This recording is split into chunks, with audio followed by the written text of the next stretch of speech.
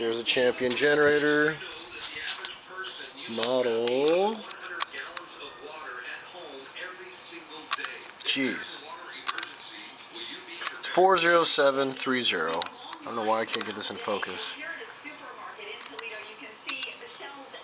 Jeez. Anyways, 4,250 watts, 3650 continuous. It's got the IntelliGauge. It's got the RV 30 amp, 120 volt. It's got the breakers for the 20 amp, 120 volt receptacles. This is all 120 volt. There is no 240 on it. This particular model, just fine for me.